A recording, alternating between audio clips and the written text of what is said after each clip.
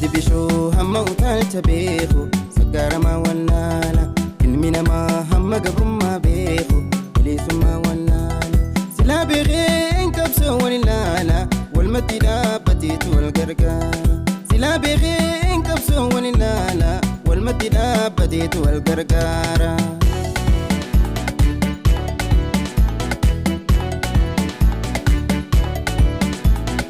yaa Oromoo nuti bilaash lafaana hambaa fi faayidaa taana ka'a lafaa diina firraa buqqaafna bilisoomnee jiraanna.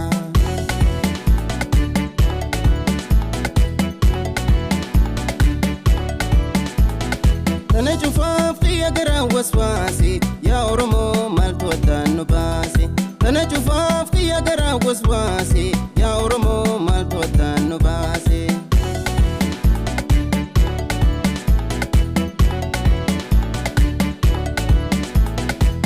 bilisummaadha kan beeyni gowwaadha kan argin maal himaa addaa gabrummaadha sabni bilisummaa dhabee gabrummaa mudate nama osoo jiruu ibiddaan gubate edaanu gabrummaan waliin makaa goote Oromoota jiruu teenyaan fiineen nu mudate.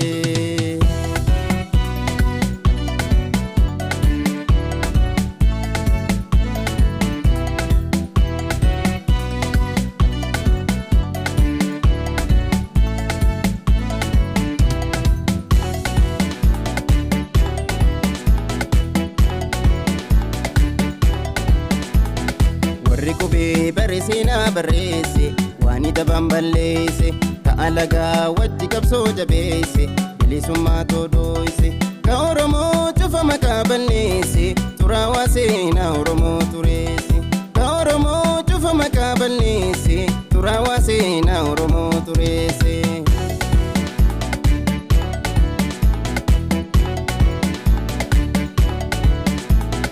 yaa Oromoo nuti bilaash tetteenya diina yartuu fi eeyna lullululuu baannu dhumuuf tetteenya lolle lubbuu wareeyna.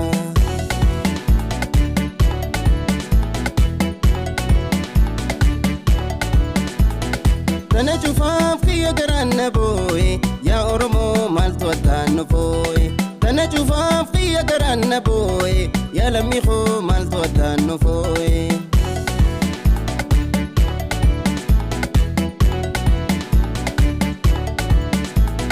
alagaan biyya ormaa biyya teenya nu morma Oromoo kan nu gabroomse firraa buqqisuu nam biyya teenya irra dhumna diina qabsoodhaan kuffifna Oromiyaan biyya teenya abbaa irra tahuu qabna biyya namaa hin barbaan biyya teenyan taraan meeqa aan tetteenyu hawal dhageenyu lammadan boonyu.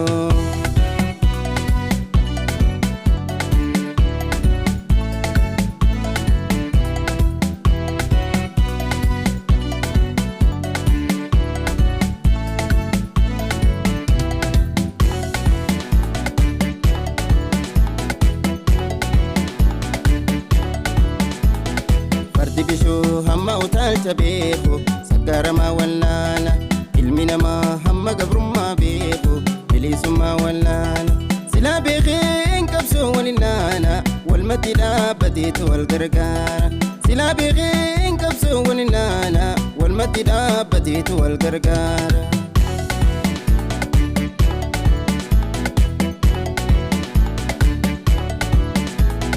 yaa Oromoo nuti bilaash lafaana hambaa fi faayidaa taana ka'a lafaa piipii firraa buqqaafna bilisoomnee jiraanna.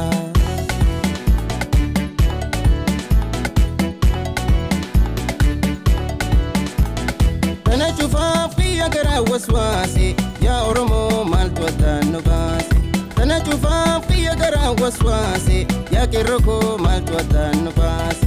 Tana cufaaf xiyya garaan na booye yaa saba koo maaltu addaan nu fooye tana cufaaf xiyya garaan na booye yaa lammii koo maaltu addaan nu fooye yaa saba koo maaltu addaan nu fooye yaa qeerroo koo maaltu addaan nu fooye yaa lammii koo maaltu addaan nu fooye.